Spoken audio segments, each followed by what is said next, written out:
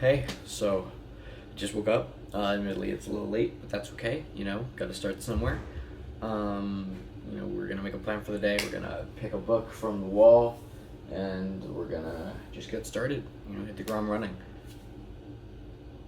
All right. I don't know what I'm saying. Let's go!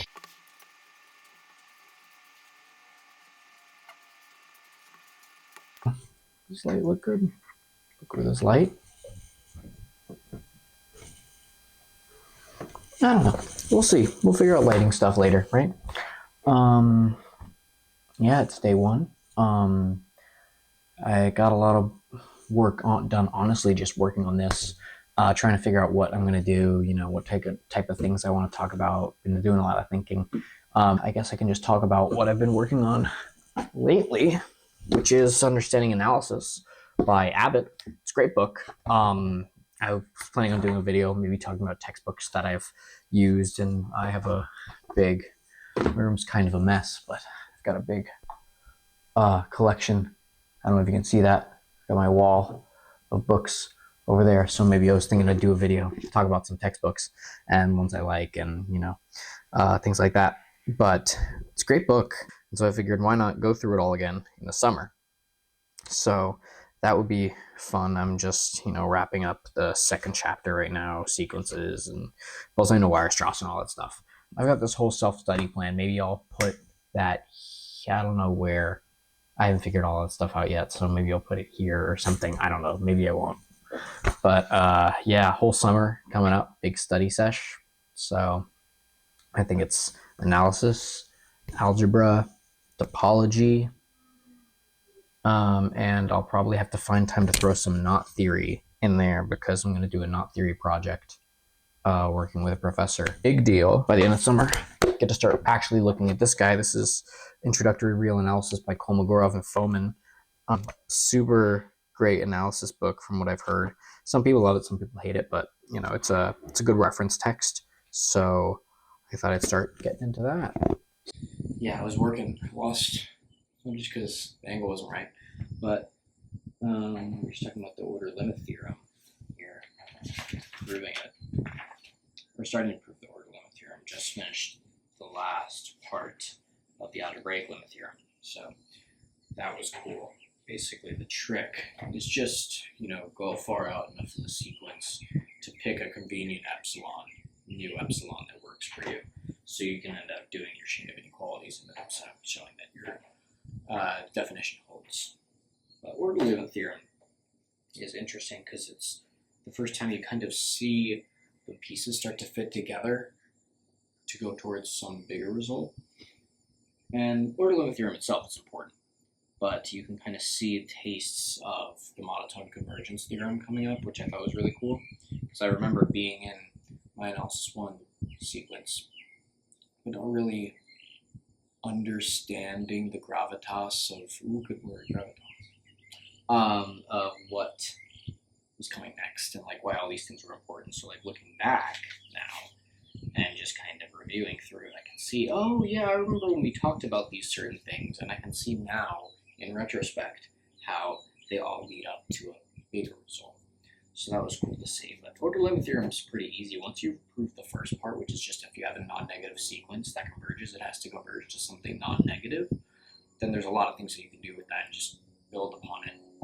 So you can talk about what happens with two sequences and things like that. So, or if you have, a sequence, it's kind of like expanding upon induction. Like you have your standard induction, and then you have extended induction and strong induction. Those are all kind of saying the same thing, slightly differently. This is like the three parts of the order limit theorem.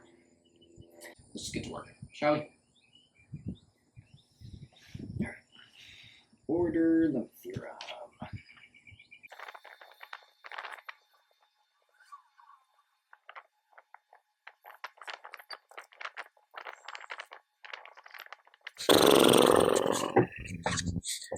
All right, so another day has passed. Haven't gotten that much done, honestly, but that's okay. What did we do today? What did we do? We basically wrapped up sequences and series, so that's great. Another chapter done. So that's good. I haven't done the exercises yet or completed them all, so I'll have to do that. But it's really cool to see all the pieces starting to fit together more. Um, I'm getting to appreciate a lot of what was done in my analysis sequence when I took it. Sorry, that just made me laugh. I'm laughing because I realized what the YouTuber Michael Penn does when he records his videos. He'll record a video and he'll be lecturing on a blackboard about some topic, and he'll misspeak or something like that. And I think he means to edit his videos in post, but he always forgets to. And so what he will do when he messes up what he's saying is he'll say blah blah blah, he'll mess up, he'll go, and then he'll continue speaking again and say the sentence over again.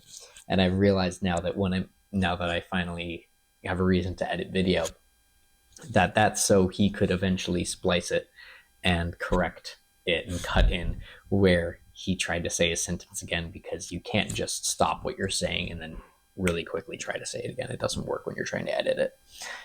So I just thought that was funny. Quick video making anecdote. Oh yeah, I'm enjoying the process a lot more. I'm getting a lot more out of it than when I took it as an undergrad. I'm seeing all the pieces starting to fit together. So that's really cool.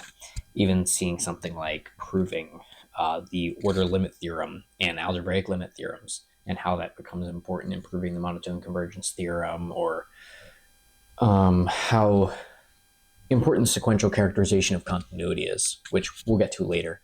But it basically just says that instead of interpreting continuity at a point as some epsilon delta definition, it's equivalent to use a sequential characterization when we're working in R, that you can take a sequence and ride a sequence up to a specific x value that you want to evaluate your function, a point you want to evaluate the function at.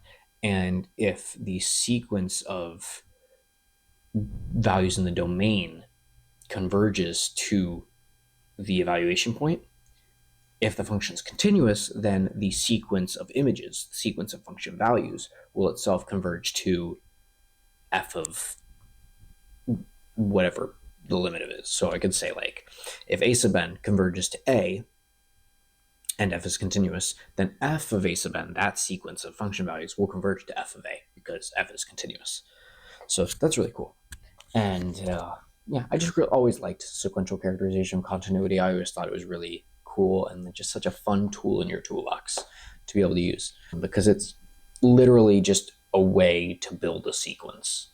Like, you don't need to know even what the sequence is. You just know that you have some sequence that converges to f of a or converges to a, you know. I'm rambling here, but you get the idea. It's really cool.